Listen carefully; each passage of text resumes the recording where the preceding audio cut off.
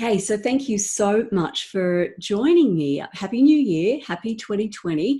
Isn't it unbelievable to think that it could be 2020? And for any of you who are affected by the bushfires in Australia, my thoughts are with you.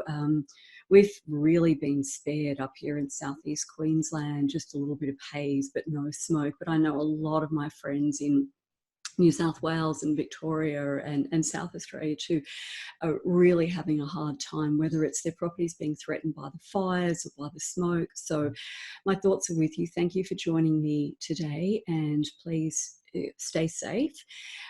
We do have a number of overseas registrants as well today, which is pretty fun. So those of you who registered from Poland and Germany, I'm guessing it's a pretty early start for you. Hope to see you online maybe a little bit later. And many of you who registered already know me, but for those who don't, my name is Robin Tudor, and I'm a lifestyle medicine practitioner. Recently, I was awarded fellowship of the Australasian Society of Lifestyle Medicine, which I'm really chuffed and excited about.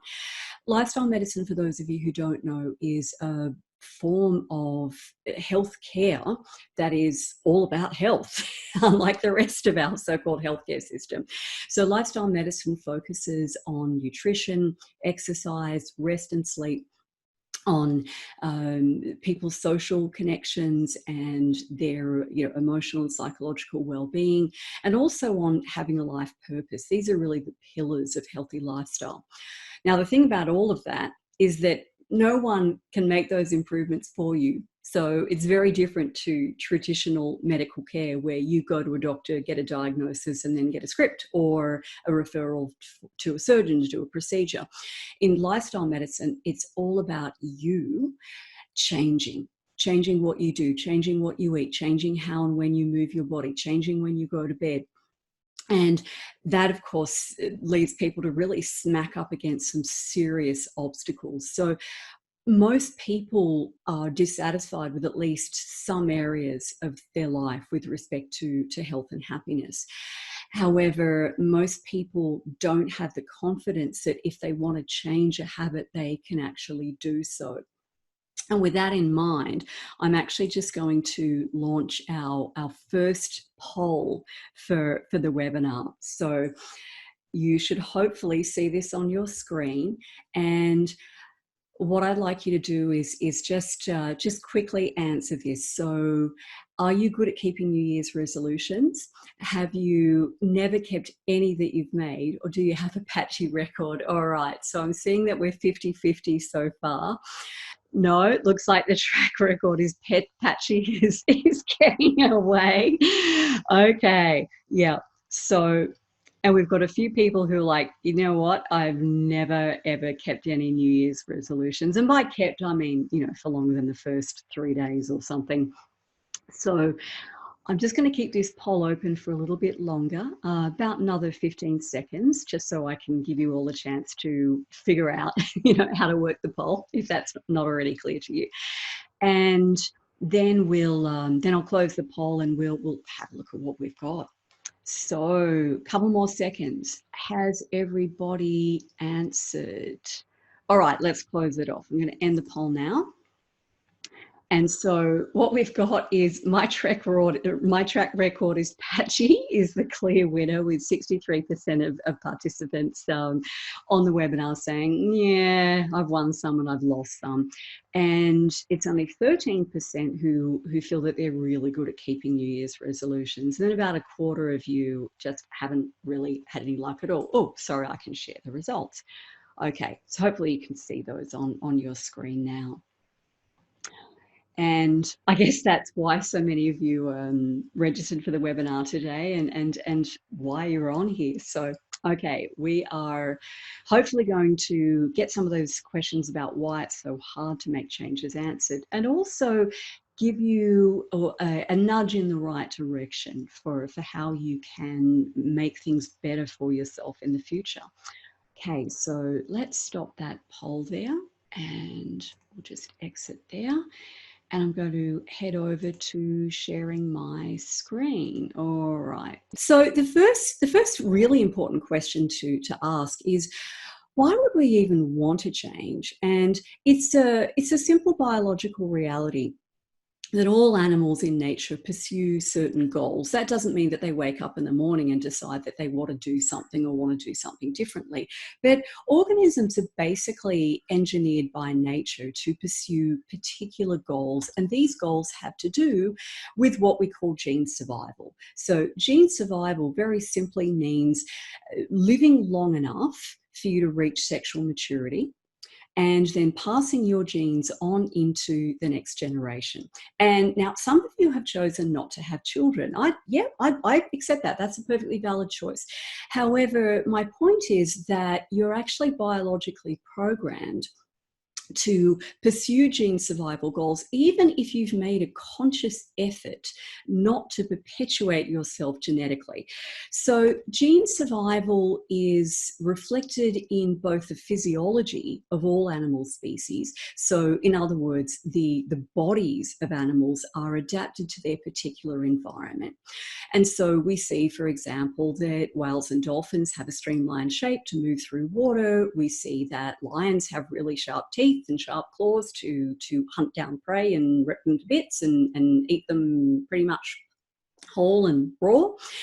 And we also see that gene survival goals have shaped our psychology. So in other words, the way that we, what we would call the nature of animals. So, you know, there is the nature of lions. They hunt gazelles and wildebeest. There is the nature of mice. They tend to flee from predators. And there is such a thing as human nature. Now, within the nature of each creature, there is, of course, significant variation, and that's what we call personality. But there is a set of both cognitions or thinking processes and also emotions or feelings that are essentially wired into the psychological nature of each organism by the processes of natural selection. And these are designed to optimize gene survival in that species and all individual members of that species. So these elements of our nature, our thoughts and emotions, are facilitated by what are called neural circuits, so connections of neurons or brain cells that lead to a sort of cause and effect response within the brain of animals. And so, for instance, mice have neural circuits that cause them to run away whenever they see a cat or smell cat pee. On the other hand, mice have neural circuits that cause them to get pretty horny when they see an attractive mouse of the opposite sex who seems to be sexually available to them. So all of this is governed by these neural circuits, and we see it in both fairly simple organisms and also very complex ones like humans. These neural circuits shape the psychology of each creature with a view to something that's called the motivational triad. So these are the driving forces behind the behavior of all creatures in their environment. And the three arms of the motivational triad are that these neural circuits drive animals to maximize experiences of reward, or what we might call pleasure. Okay, so the experience of pleasure. The second arm of the motivational triad is that creatures seek to minimize pain, whether that be physical discomfort or psychological discomfort or pain. And in the process, all creatures seek to conserve their energy. So when you see a wolf pack edging out of a herd of, say, deer, the youngest or the weakest or the one with a gammy leg, these wolves are not exercising some sort of altruistic concern for the good of the species. It's just a heck of a lot easier to bring down a baby deer that can't run very fast or doesn't have much sense, or an injured deer that's got a gammy leg. You're going to maximize reward, which is, get more to eat and conserve energy, and also minimize the pain of an unsuccessful hunt. If you have neural circuits that cause you to single out the weakest link, or the weakest deer in this case. And we see the operation of the motivational triad in humans too, which is why people will drive around and around the supermarket looking for a parking space that's closest to the front door. So we're not by any stretch of the imagination immune to this motivational triad ourselves. And of course, marketers who are well schooled in psychology understand this completely. So, the difference between humans and some other animal species, although not all, is that we are extremely social.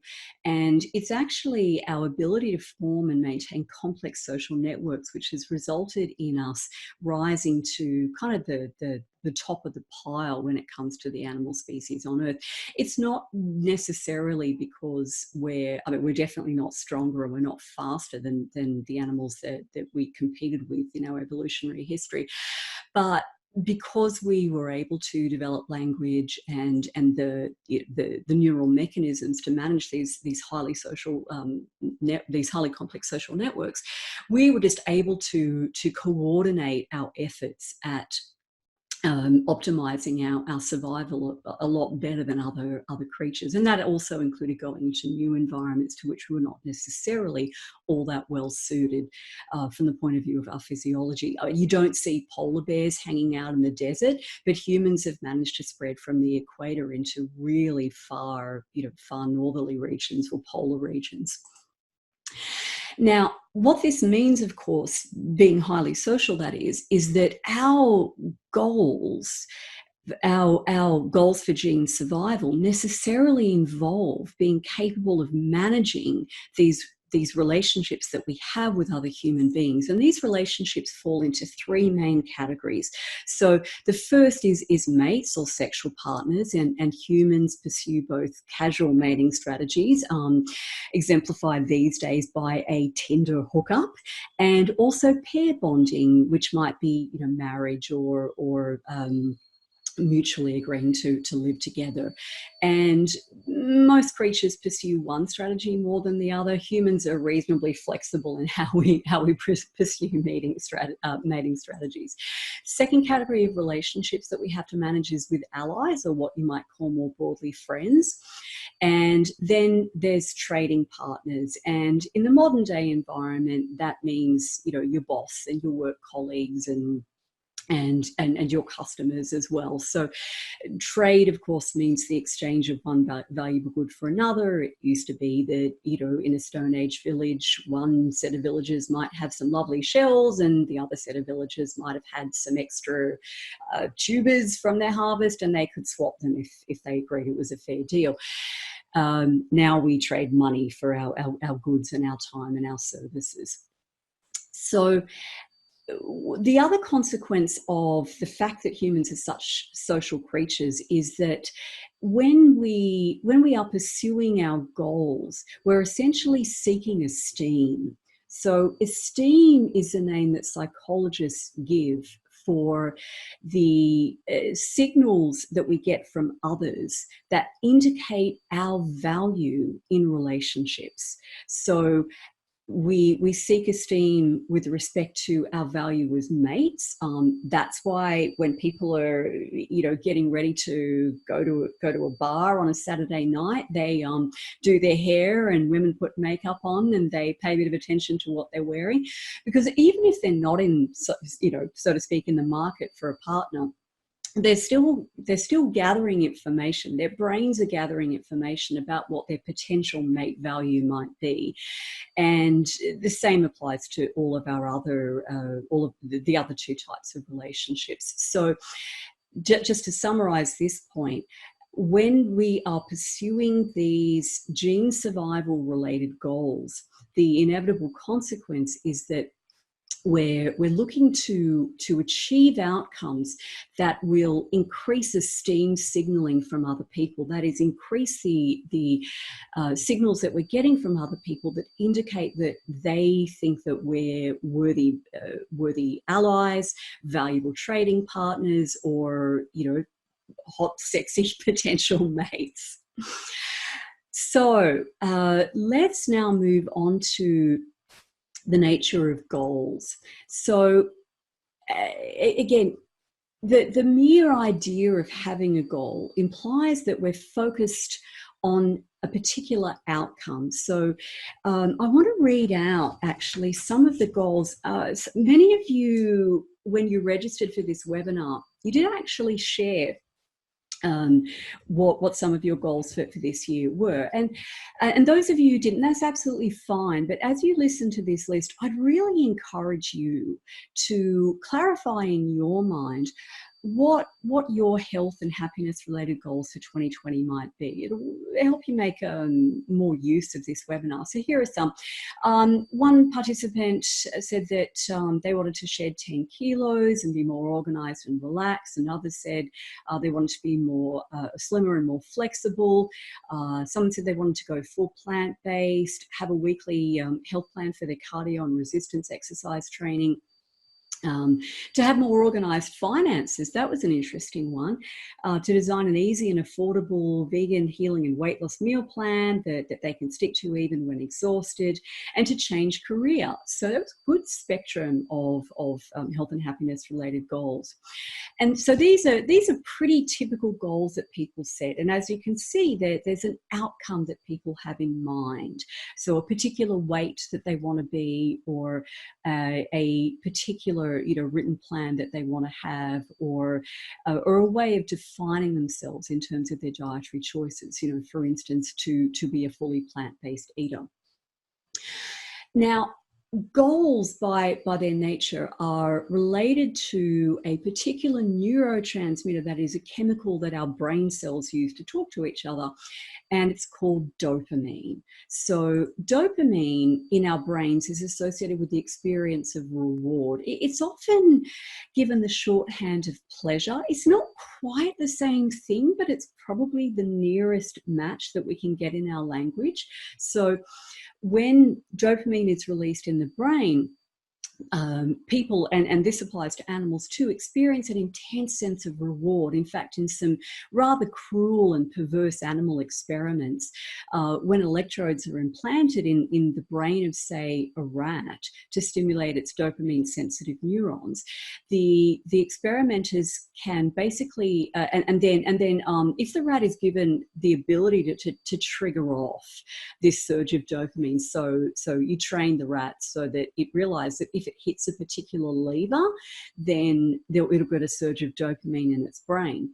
And what these scientists have shown is that you can get the rat to just sit there and press that lever again and again and again and again, to ignore food in its environment, to ignore potential receptive mates in its environment. It will hit that dopamine releasing lever until it literally dies of starvation. Okay, that's how powerful a signal dopamine is in the brain. And that's what I mean by reward. Now, dopamine is, or the goals that are associated with these dopamine rewards are those that very much revolve around gene survival. And in the rather crude language of biologists, they're abbreviated to the 2 F's: feeding, and the other thing that starts with F. So what this means is that the gene survival goals that organisms have sort of inherently wired into their brains, or if you like, the basic activities that in the natural setting of an organism stimulate dopamine release in the brain, are those that relate to getting appropriate food, that is food that is appropriate for that organism. And the more energy dense that food is, the higher the reward signaling. Okay, so a chimpanzee can eat leaves, but it prefers to eat fruit. Fruit is more energy dense, and it will get more of a dopamine hit in its brain if it eats the fruit rather than the leaves. The leaves are a fallback position, they'll keep it alive, but it gets a heck of a lot more dopamine from eating that fruit. And then sex is the other obvious one. So there's a reason, in other words, why eating tasty food and having sex are intensely pleasurable or rewarding experiences. Our brains are set up to encourage us to participate in those activities over and over again to maximize our personal survival and our gene survival. And of course, nature doesn't know about contraception. So these days people can have sex a whole lot and not have babies, but our brains sort of haven't caught up to that reality yet. They're still prompting us to have more sex because in our evolutionary setting, sex led to progeny, progeny led to an increased rate of gene survival. That's good for the species, so the brain is wired to make that action pleasurable. Dopamine is also associated with learning, and there's a fairly obvious link between these two. So if I come across, well, let's actually put this into an evolutionary setting. So if 40,000 years ago, my ancient ancestor would have stumbled across a particularly tasty, that is higher energy density food, then the experience of eating that food would be much more rewarding. And as a consequence, the dopamine surge in my ancient ancestor's brain would ensure that she remembered. She remembered the taste of that food. She remembered how good it felt to eat it and have that big surge of calories in her body.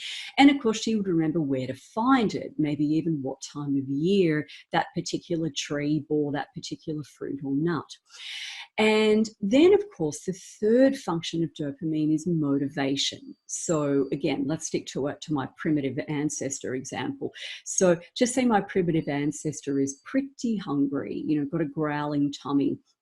And she remembers how good this food that she found tasted, and now she's motivated to go to that area where she found it, look for it, and see if she can get it again.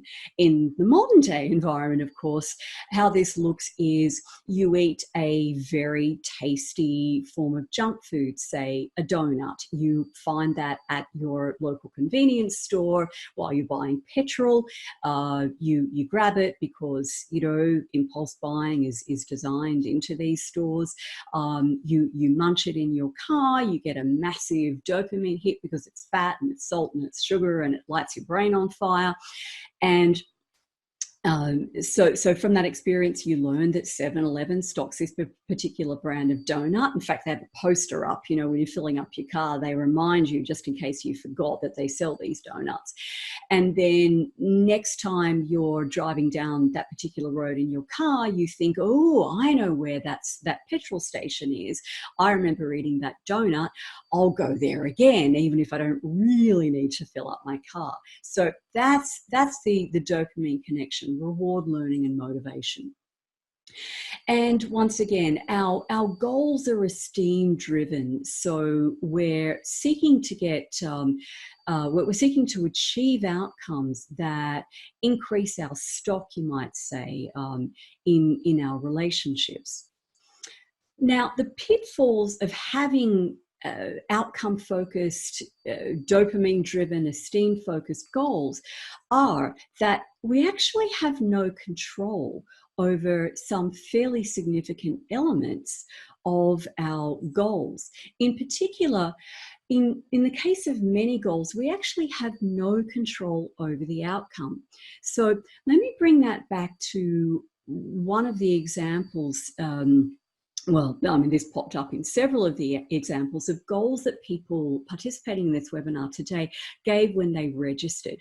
So weight loss. Now, if you are implementing a weight loss plan really diligently, so you're eating a really healthy diet, you've cut rubbishy food out, you're exercising regularly, even if you're doing everything 100% right, you still have basically no control over the rate at which you will lose weight.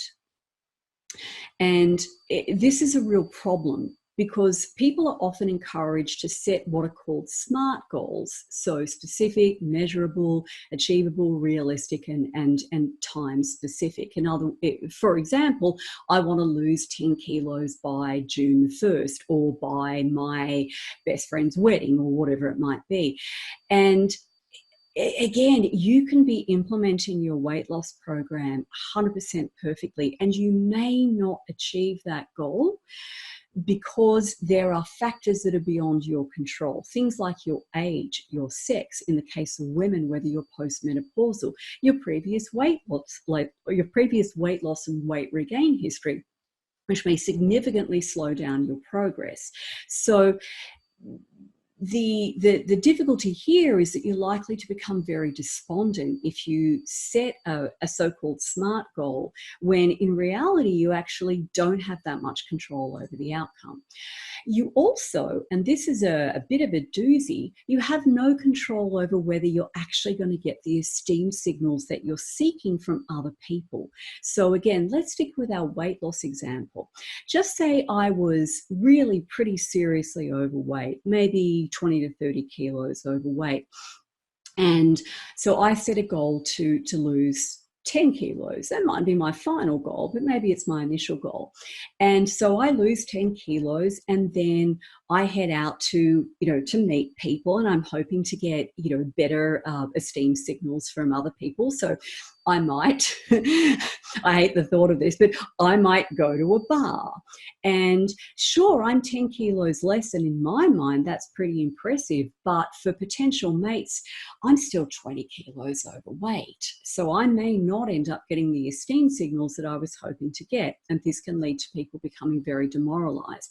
The other thing, and this is particularly a problem for women, is that your friends and your colleagues might not necessarily give you the esteem signals that you're seeking if you achieve that weight loss goal, even if they know you and they're aware that your achievement is actually pretty significant, unlike the strangers in the bar in my previous example. So it's not an uncommon scenario for women who start dropping weight to actually encounter a bit of hostility from their friends, their workmates, sometimes even their own sisters or mothers, because they're getting more attractive. And that doesn't always go down so well in people's social networks.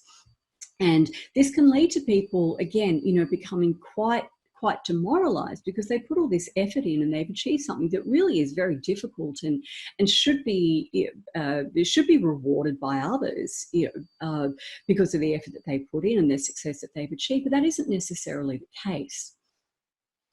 And this combination of having no control over whether you'll actually achieve your goal and whether you'll get the esteem signals that you're seeking can give rise to a phenomenon known as the ego trap. And in the ego trap, people basically decide against setting goals. They essentially kick over the table because they anticipate that those around them actually either expect more than they think that they're capable of achieving. And so it kind of feels like no matter what they do, they'll never get the approval that they're looking for, or they just really don't feel that they've got it in them to achieve what they're setting out to do. And the ego trap leads to people essentially not pursuing very worthwhile goals that if they achieve them would definitely make a positive difference for their health and happiness. And while they don't experience the miserable sensation of failure, they do experience that kind of lower level dissatisfaction and sense of frustration that they're just not moving ahead the way they want to.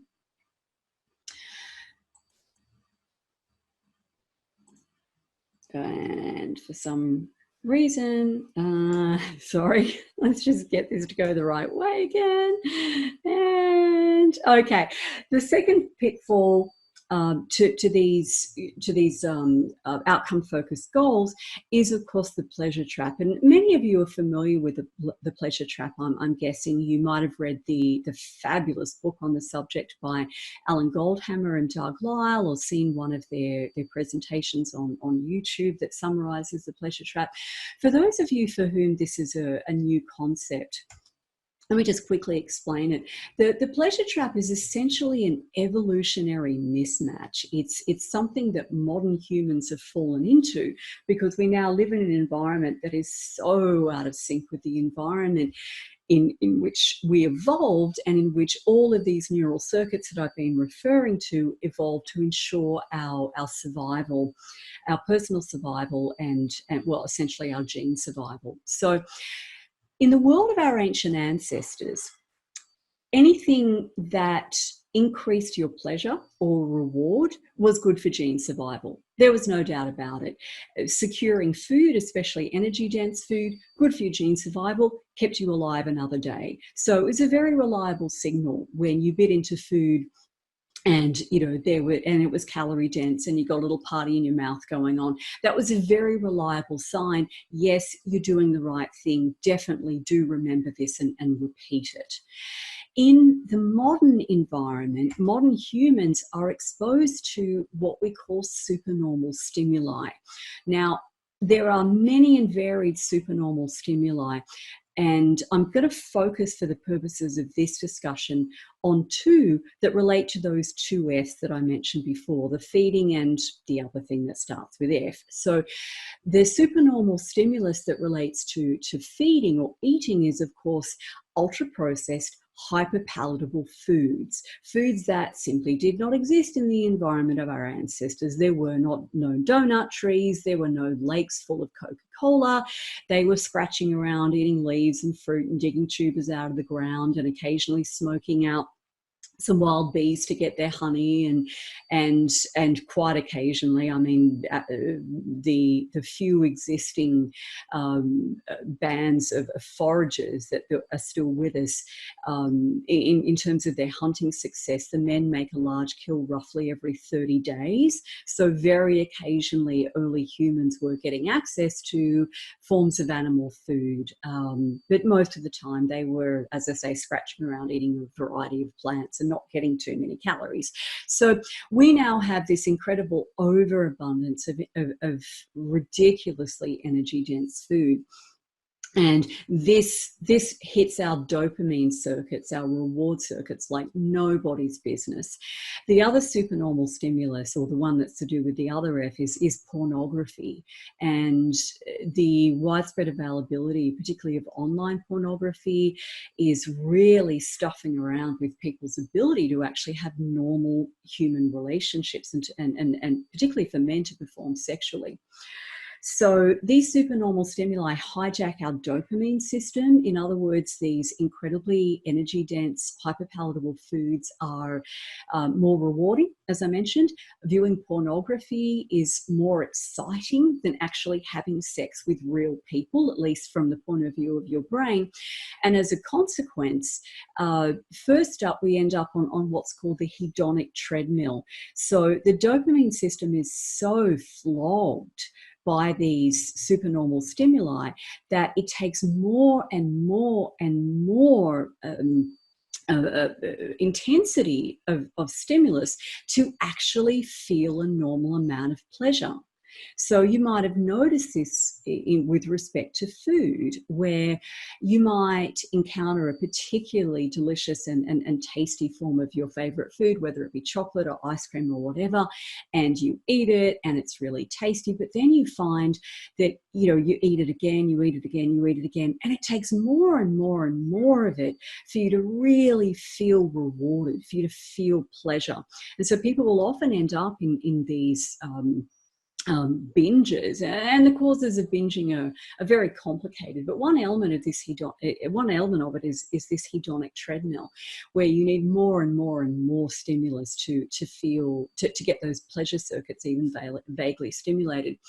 And of course, the makers of online pornography, or at least the sellers of it, recognize this. And what has happened to the online porn industry is that they're providing more and more extreme, graphic, and even violent content, because frequent viewers of porn just aren't getting their rocks off watching the regular stuff. And these supernormal stimuli are effectively fooling our motivational triads. So again, in the past, what gave rise to pleasure for our ancestors was actually genuinely good for their gene survival. But now these incredibly energy dense foods and the availability of online porn is actually threatening our gene survival. We have more people in the world overweight now than we have starving people. Now, starvation is no good for anyone and it threatens fertility, but so does being overweight. It doesn't just threaten women's ability to become pregnant and to carry a healthy pregnancy to full term. It actually threatens the genetic viability of offspring, and this doesn't just apply to females but to males. So overweight men, for instance, there are methylations in the genes that are transmitted via their sperm that actually enter their offspring and result in, for instance, a higher rate of ASD, autistic spectrum disorders, in the offspring of men who are overweight at the time that they conceive a child with their partner. So we are in a very dire situation in the modern world because of these supernormal stimuli. And I've only mentioned these two, the hyperpalatable, ultra-processed food and porn. There's a lot more, of course, but they all have the same thing in common. They're tricking the neural circuitry of our brains into thinking that when we do something that's really bad for us, it's actually good for us. Okay, so let's talk about the role that emotions play in this whole process. So once again, to recap, the emotions that we experience are available for us to experience because there are neural circuits that were constructed back in the dim, dark mists of evolutionary history that allow us to experience emotions both from the point of our brains and also our bodies. So in other words, we feel what our brains are essentially set up to enable us to feel. And the reason for this is that our emotions essentially are guideposts. They are indicators that let us know how well we're doing with respect to our goals, particularly those that we're kind of evolutionarily wired to go after that have to do with gene survival. And so a very useful concept for understanding this guiding role that emotions play is something called the emotional scale. And the emotional scale starts at the bottom with the experience of depression or despondency. And this is where a creature may have failed to achieve a goal or may believe that they cannot possibly achieve a goal. And so they withdraw and they feel really down and they don't make any moves, at least for a while, to improve their position in their environment. So you can see this, for instance, in the behavior of, say, a former alpha male in a wolf pack who is ousted by a younger rival. He'll go off and he'll lick his wounds and become, quite withdrawn. And of course, humans experience the same thing when a marriage fails or, or other relationship breaks up or they lose their job. So they had some sort of goal, some sort of life goal that they were working toward. And then there's an event which basically separates them from that goal. And the function of that period of depression, by the way, is to allow that organism to recalibrate, to decide on what goal they should pursue next. But it's a process. It takes a while to lick our wounds and work our way through this process of getting used to the fact that the thing that we really, really, really wanted is actually not going to happen, at least for the time being. Now, when a creature, including a human, formulates a goal, so maybe they're rising out of depression and they want something better in their lives, but they really have serious doubts as to whether they have the resources, internal and external, to achieve that goal. So anxiety is what we feel when there's a big gap between what we want and our confidence that we can get what we want. when the stakes start becoming a little more even, so the person or the organism starts edging closer toward their goal, and their perceived probability of achieving the goal is pretty evenly balanced with their doubt that they can achieve the goal, this is when we feel stressed. So there's something that we want. We think we've got a pretty good chance of getting what we want. But on the other hand, there's a heck of a lot that could go wrong and the outcome is still uncertain. As we start to edge closer and closer to the goal, and we've acquired some resources, maybe developed some skills that are increasing the probability of reaching the goal, we start to get excited. So for instance, a person who has been applying the basics of weight loss, they've been paying close attention to their food choices, they've been exercising regularly, and now they're finally starting to see the scales budge. They will now get excited because they perceive that their goal is within their reach. There are still some things that could go wrong, but it looks more certain. And then, of course, let's stay with that example of the person who has a weight loss goal. One day they step on the scales and they see that they've done it. The scales read whatever number it was that they were aiming for, and they feel euphoria or exhilaration or great joy. And, that's fantastic. They've achieved their goal. And what follows after is boredom. Isn't that funny? So people actually get bored. Sorry, this is going backwards. I don't know why. So people get bored when they've actually achieved their goal. And this is a very, very strange thing, because people expect that exhilaration will continue, but it doesn't.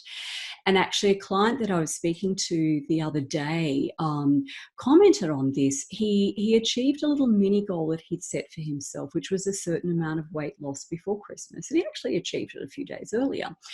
And I asked him, how did you feel when you stepped on the scales? And he said, I felt good, not as good as I expected. And of course I said, I could have told you that. So this is it. Like, we have that moment of thrill, and sometimes it goes on for longer. It really depends on how your nervous system is wired. But humans and other animals are really not evolutionarily designed to rest on our laurels, so to speak. So once we've achieved something that was important to us, our restless brains kind of move on to the next goal that we want to achieve. And once again, this is going backwards and I don't know why. Okay, so to summarize very briefly, when it comes to emotions, the experience of pain, either physical pain or very, very deep psychological pain like depression, is essentially a signal that a very important goal that we were aspiring to has either been thwarted, or we're imagining that it would be thwarted. So for instance, a person who was very deeply in love with someone and gets dumped by them might sink into depression because their goal is spending the rest of their life with this person, and perhaps having children with them and all the rest of it has been thwarted, and now they're going to go off and lick their wounds. Now, in future, when that person thinks of themselves getting out there again to meet somebody else, they might imagine getting dumped again, and this will cause them great psychological pain and maybe stop them from leaving their house and going out in the world again to pursue that goal. Now, the opposite, of course, is pleasure. This is what we experience when we attain a goal. And also because humans are capable of some pretty sophisticated imagination, we can even imagine that surge of pleasure when we achieve our goal. And this is, of course, what motivates people to set goals in the first place, because they picture themselves having lost that weight, or found the love of their life, or got that promotion, or launched a successful business, or whatever the heck it is, and they imagine themselves happy and satisfied, and everything's just great and dandy in their lives. Again, just to reiterate, pleasure involves the neurotransmitter dopamine. It is a very intense experience, And it is largely because of how intense it is, inherently short-lived. So once again, when my client hopped on the scales and they read the magic number, he felt pleasure, but it didn't last for long. There's nothing wrong in his brain. That's just the nature of pleasure. You get that short, sharp hit, but then it's over. So we have a sense of letdown after we achieve goals. And to some extent, the bigger the goal, the bigger the letdown afterwards. So many of you will be aware that the first astronauts who actually went to the moon, I think at least 2 out of the 3 of them became quite profoundly depressed when they came back to Earth. It's like, how do you top that? I've been to the moon. What's next? So the letdown is actually a part of the process, though. It's a system feature. It's not a bug. It's actually a feature of the way that our brains are wired. And that is because the goals that our neurological wiring encourages us to go after are those that relate directly to gene survival. And these activities require endless repetition. In other words, you can't just find really tasty, energy-dense food once and that's it. You're nourished for all time. You have to find it again and again and again and again. You can't just have sex once and then that's it. All of your gene replication is done. You have to do it again and again and again. So in other words, the experience of letdown after pleasure is actually built into us, and it functions as a bait that keeps us setting these goals and going after them again and again and again, even though we've experienced that sense of letdown before when we've set goals, even if we do manage to achieve them. And unhappiness, the experience of unhappiness is less intense than pain.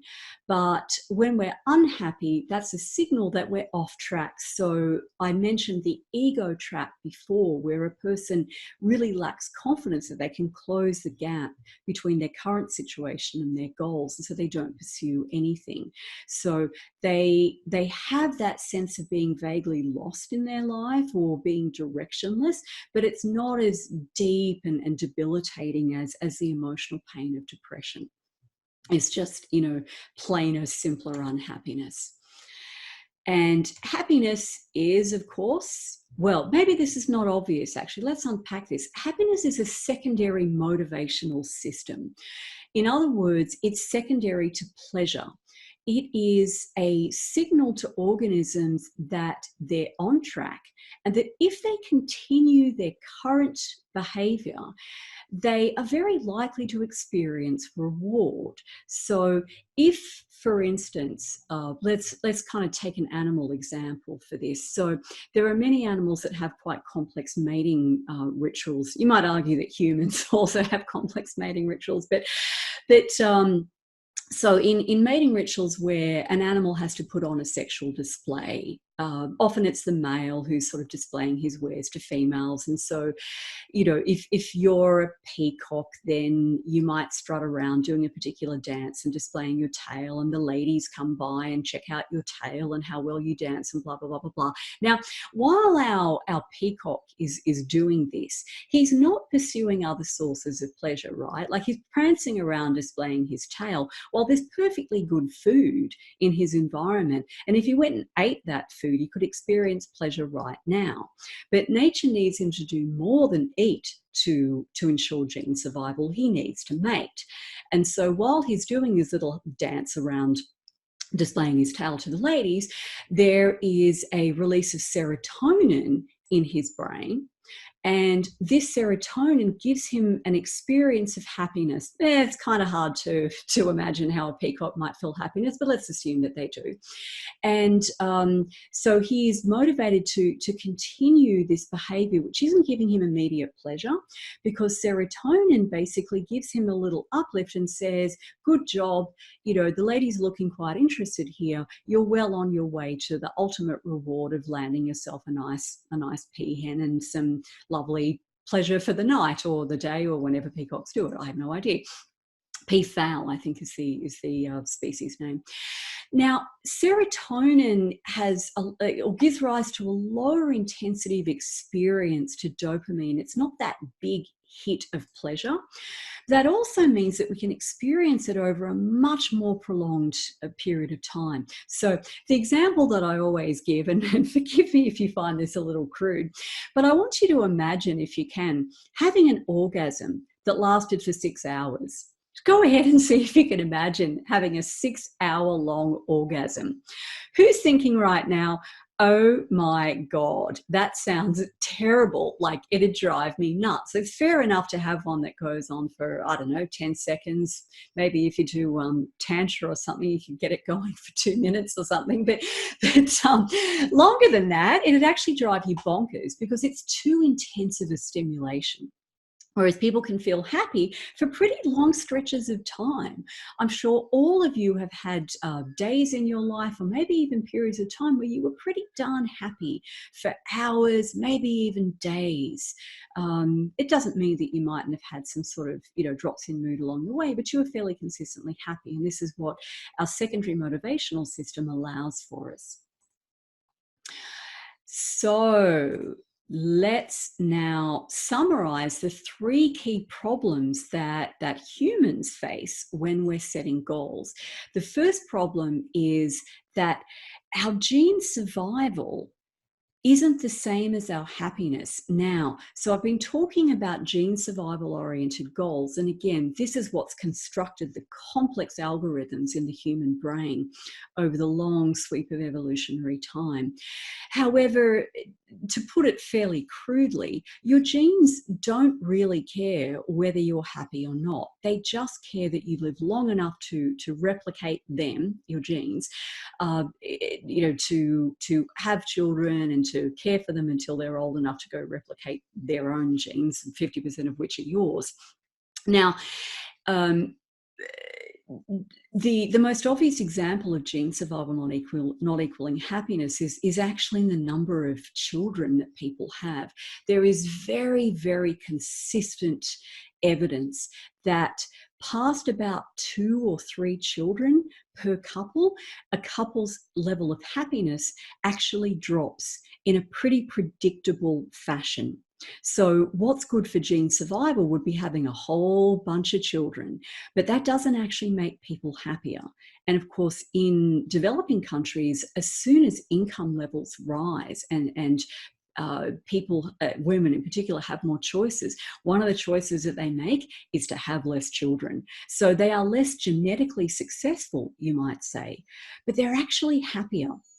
And here's where humans, with our, as far as we know, pretty unique reasoning and cognitive capacities, can actually escape this whole gene survival trap, in a sense, that has been laid for us. So we can separate out these gene survival goals and start to think about, and by the way, just to reiterate, doing things that increase our gene survival, like eating energy dense food, and things that would have increased our gene survival in our ancient environment, eating energy dense food and having lots and lots and lots of sex, don't necessarily, particularly with a number of different people, are quite contradictory to our happiness, and especially in the modern environment. So in other words, we're geared for the experience of pleasure, where we engage in activities that for our ancestors would have increased gene survival. But pleasure isn't very tightly correlated with happiness. It shows a reasonably poor correlation, especially in the modern environment compared to the environment of our ancestors. The second key problem is, of course, the pleasure trap, which I mentioned before. And the third key problem is that pleasure is self-limiting. As I previously explained, the letdown after pleasure is actually built into the system. It is a system feature, and there's no such letdown inherent to the experience of happiness. Okay, so what do we do with all of this? Well, I don't really like the term hacking, but I'm going to use it just for the moment. So how do we hack this system for the good of our own happiness? The first really, really crucial change that we need to make is to switch from a goal orientation. For instance, I want to lose 10 kilos by the 1st of June, to a process orientation. And by process orientation, I mean that our primary focus is on the steps that we're going to take in order to get to the goal. Now, having a process orientation fosters resilience. Remember, I mentioned before that one of the dangerous elements of setting outcome-oriented goals is that even if we diligently pursue the steps to achieve those goals, we don't necessarily have control over the outcome. So when the focus is on the process, that is, I'm focusing on getting into a really regular exercise routine. I'm focusing on stocking my kitchen, my fridge, my pantry, my freezer with only health promoting foods that also promote my weight loss goals. If I'm doing all of that and I'm focusing on how well I'm doing at that, if I don't achieve my outcome-oriented goal of X kilos lost by Y date, I might still feel a bit bummed, no doubt about it, but I'm not going to sink into devastation and depression, because my primary focus was not on the goal anyway, it was on the process. The second benefit of having a process orientation is that it builds self-esteem. So esteem, as I mentioned before, is the signals that we get collectively, the signals that we get from other people that indicate how much they value us as potential mates, potential allies or friends, and potential trading partners. Self-esteem is a very different beast. We don't get self-esteem from other people. That should be self-evident. But here's the process by which we do get self-esteem. Self-esteem, it rests on a sort of what you might say is a psychological structure that has been given a number of different titles. The one I like best, which I'm borrowing from Doug Lisle, is the internal audience. And the internal audience is kind of like an imaginary committee in your head.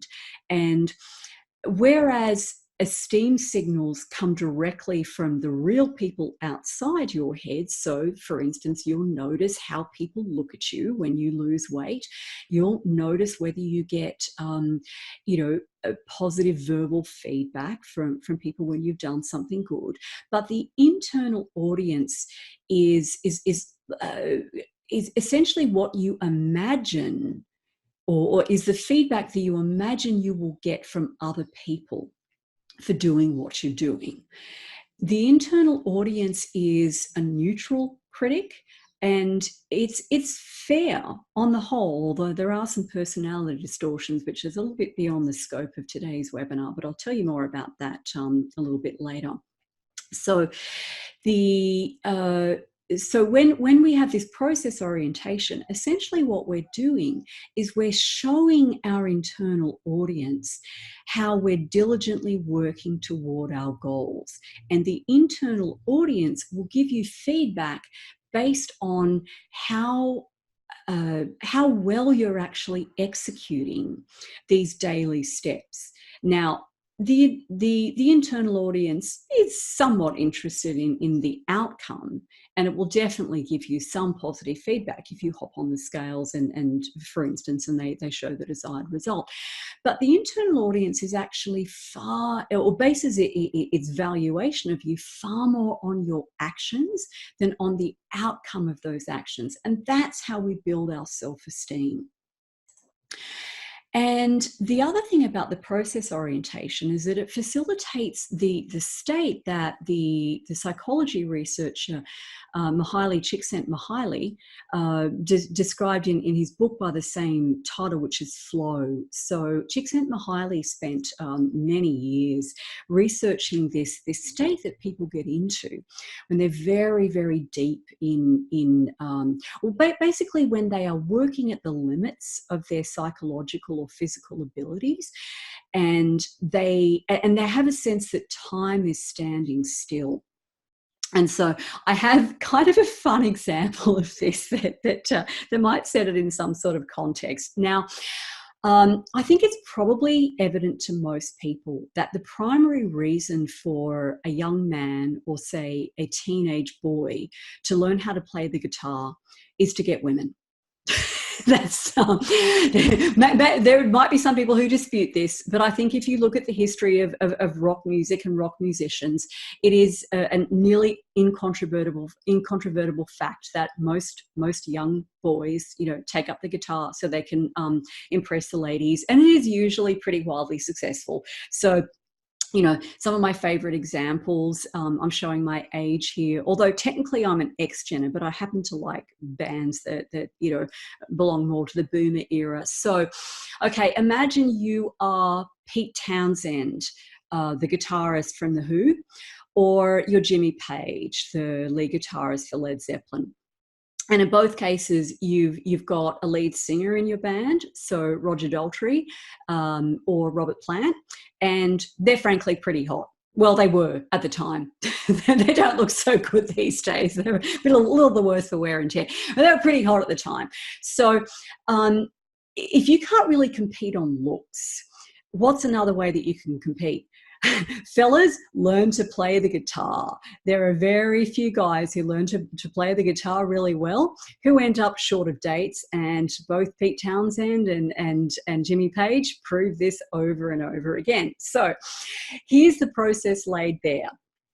A young boy with his brain shaped by these neural circuits that encourage him to go after goals that facilitate his gene survival. So having sex with a heck of a lot of girls increases the likelihood that you will spread your genes far and wide. So great, from a gene survival point of view, this is excellent. You'll get rewarded with a lot of pleasure along the way. But here's the thing.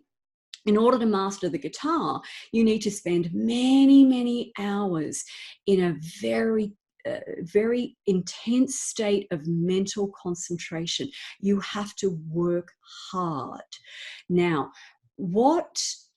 so along the way, as Jimmy Page or Pete Townsend or anyone else who's ever mastered an instrument will know, you experience these states of flow. You feel happy, and and these experiences of happiness can last far longer than these little momentary blips of pleasure that you can get when some groupie heads backstage after the concert and you get to kind of cash in your chips as a guitar playing Romeo.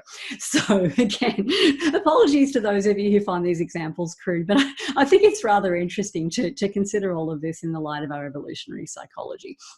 So when we adopt a process orientation, we're going to be focusing on the fundamentals. What are the key steps that we need to take? What are the very brass tacks actions that we need to be undertaking in order to achieve our goal?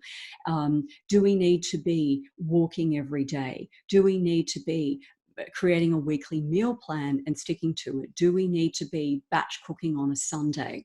These are the fundamentals. And again, your internal audience will give you very, very positive feedback when you execute these fundamentals in a diligent, consistent way. And we need to be able to attune to our internal audience because the signals that it sends are less intense than the esteemed signals that we're getting from the external audience, the real people around us. So I dare say that, when Jimmy Page did get a knock on the door of the green room and some groupie rolled up after the concert and offered to show him how much she appreciated his guitar playing, that he would certainly have experienced pleasure from that liaison. However, he was clearly very attuned to his internal audience, attuned enough that he would put the hours of diligent practice into his mastery of the guitar. So yeah, he kind of got distracted at times by these external signals, but he had a pretty good ear for that internal audience. This is what we all need to cultivate so that we're not dependent on these esteem signals that are coming in from our outside audience, because we mightn't get them, or they might actually criticize us, perhaps because they're threatened by our success. Now, to do all of this, we need to track what are called lead measures. So this is a term borrowed from business, and a lead measure is something actionable. So for instance, and this contrasts with a lag measure. So a lag measure might be customer satisfaction ratings, and a lead measure might be the number of times that a customer's inquiry is answered, within 5 minutes of making it, for instance. Okay, so lead measures in relation to health goals would be things like, how many times a week do I go for a walk or go to the gym? How many times a month do I batch cook on a Sunday? These are the types of lead measures that we can track. And then we can, and in the process, by the way, of tracking them, particularly if we employ a visible means of tracking them, like a checklist, or crossing off days on a calendar, like every time you exercise, you put a cross on the calendar, or you mark it off in a habit tracking app, like the phone app Loop. So every time you put that cross there, you actually get a little dopamine mini hit, which isn't as big as the dopamine hit you'll get when you achieve your goal, but it's just enough to keep you on track. And of course, you can link the lead measures to the lag measures. So how many days do I have to exercise consistently? How many weeks do I have to execute my meal plan, for instance, in order for me to lose 5 kilos or be able to, walk for 10 minutes longer, or whatever it might be. So in this sense, we're actually tying up the mechanisms that foster happiness with the mechanisms that enable us to feel rewarded in a neurological sense. And through this process, the outcome goal, for example, the weight loss, actually becomes a compass. It's a way of measuring whether we're on the right track, assessing whether we're on the right track. It becomes less of an object in itself. It's merely an indicator of whether the fundamentals that we've identified and that we're executing are actually leading us in the right direction. So that is my summary. I see we've gone a little bit over time, and I want to respect your time. So let's wrap up quickly. But I wanted to to quickly run through an idea that I'm forming in my head, and that is for a 6-week program that I'll walk you through to actually explore these concepts in more depth and help you actualize them in your life. So I'm planning weekly lessons, a webinar using Zoom, just like you're doing to join this call, except for those of you who are watching it live on Facebook. With some, so the webinars will be interactive, and there'll be some home play activities, so assessment tools and checklists that you can tailor to your own goals. And also, very importantly, I intend to have a Facebook group so that people can support each other on their own journeys for bringing about the kinds of change that they want in their lives. So let me just stop sharing my screen. And I want to get, let me see. I did have a second poll set up. Oh my goodness. Right. So, and in the second technical challenge for the day, my second poll that I wanted to launch is not coming up. Oh no, there it is. Fantastic. Okay. So you should be seeing the poll on your screen now. And this is anonymous, by the way. So please just give me your honest answer. Based on what I've presented today and the connections that you've made in your own minds, who would be interested in participating in such a program? And, you know, who feels great, that's fantastic. I've got exactly what I need in order to proceed forward.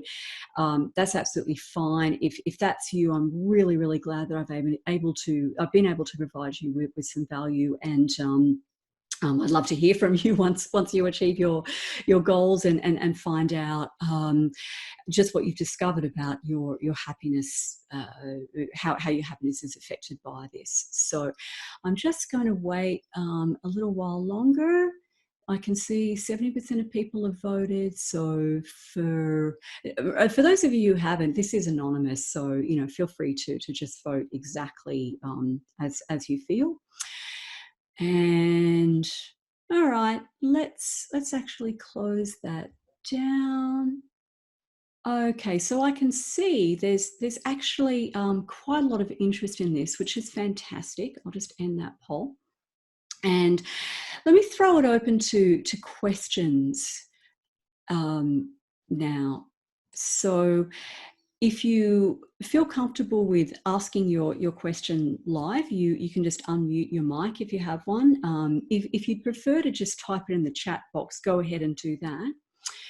And okay, so based on the level of interest, I am going to put together a course outline, and I'll notify you, all of you who've participated in this course. Again, the poll was anonymous, so I can't see who was interested in doing the course and who wasn't. But I'll let you know when I've got it up and running. And if you would like to contact me with any specific suggestions about the course, I'd be very, very open to your feedback. So again, my proposed structure for this is a 6-week program where we come together once a week, and then you have some tasks to implement during the course of the week. And I'll also be doing some live coaching during the webinars, so that you'll be able to get some very specific help on the problems that you're dealing with. Okay. Oh, Erin has asked a fantastic question. How does personality affect this? And yeah, so Erin's mentioned a couple of different ways of assessing, or you might say, yeah, probably assessing personality, including the Myers-Briggs system and the Four Tendencies framework of Gretchen Rubin. And so the answer to your question, how does personality affect this, is if you are fortunate enough now, and sorry, just a little framework for this. I do find the Four Tendencies framework for personality extremely useful. The Myers-Briggs is not terribly well validated, it has to be said. And so I'm going to be using what's called the big five personality characteristics, which is the most validated way of assessing or measuring, if you like, personality factors. And so the big five consists of openness, that is openness to new ideas, experiences, and also conceptual thought. Conscientiousness, which is the drive to to get things done and do the right thing. Extroversion, which just means where are you on the introversion to extroversion continuum. Agreeableness, essentially how nice, cooperative, friendly, and trusting you are. And emotional stability, so how much is your mood affected by outrageous fortune, or just by by things that are going on in your life, either outside you or inside you. So if you are genetically gifted with a personality that gives you a reasonable degree of openness, an extremely high degree of conscientiousness, not too terribly much extroversion, not too terribly much agreeableness, and a very high degree of emotional stability, congratulations. The whole process of change is going to be a heck of a lot easier for you. Now, I'm glad you asked the question, Erin, because one of the modules that I'm planning is specifically around personality, how to assess our own personality, as accurately as we possibly can. and how our personality, particularly where we're more extreme on any of these measures, can affect our ability to implement plans, and also, the most important part, how we can actually mitigate against that. So, in a sense, how we can harness our strengths and minimize the impact of our I don't want to say weaknesses, minimize the impact of those elements of our personality that set us up for failure. I hope that helps. So, um, so the trouble implementing, Erin, specifically, probably the two elements of personality that are most at play here would be conscientiousness. Sorry, let's make it three: conscientiousness, agreeableness, and emotional stability. So, conscientiousness is built by developing a habit framework and implementing it day after day after day. And again, this ability to tune in to the feedback of your internal audience is really critical in habit formation. It's what makes habits actually stick. Agreeableness can be a significant impediment to achieving goals because very agreeable people tend to be somewhat overly focused on what others around them want. And while that makes them very nice people, it often makes them very frustrated people because they just can't get stuff done that they really want to do. And so, again, I mean, you're not going to change your personality, but there are some very, very useful strategies for minimizing the impact of being overly agreeable. And the emotional stability element of it, again, this is part of your personality. People who have a lot of ups and downs in mood are never going to become very, very stable people. But again, one of the other modules that I'm planning is about how you can learn to work more constructively with your emotions, so you get better at recognizing them, better at heeding the signals that they're sending you, and better at managing them. I hope that helps. Okay, so we have gone quite a ways over time. Thanks to all of you for hanging in there. I much appreciate your time. And I'll close it out now because there don't seem to be any other questions. I really, really hope that this is valuable to you. And I'd love to get your feedback. So again, you can post it in the chat or feel free to email me. It's robin@empowertotalhealth.com.au. And I'm just going to pop that in the chat. So send feedback to robin@empowertotalhealth.com.au. I'd love to hear from you. And there's a few others. So Yvonne, yes, I put my email address in there. And Francesca asked about someone in the internal audience is always taking over. It's not so much that they're taking over. Again, your internal audience is, on the whole, a fair and balanced critic, with one major caveat, which is that distortions in personality can actually affect that feedback mechanism. So again, that's something that I'll cover in more detail in the lesson on personality. Okay, so yeah. All right, fantastic. Thank you all once again for your time. I wish you the best of success with your health and happiness and general life goals in 2020, and hope to see those of you who want some further assistance with this in the course when I get it all up and running. Hopefully start date by early to mid-February. Okay, but I'll keep you posted. All right. Thank you once again. Such a pleasure talking to you today.